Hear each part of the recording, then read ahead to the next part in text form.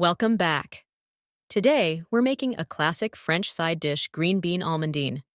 Simple, elegant, and full of flavor. Start by trimming the ends of your green beans, then blanch them in boiling water for about 3-4 minutes until they're bright green and tender crisp.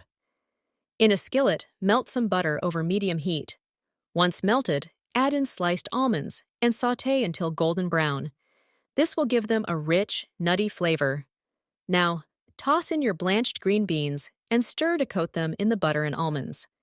Cook for another 2 to 3 minutes, just to warm the beans through.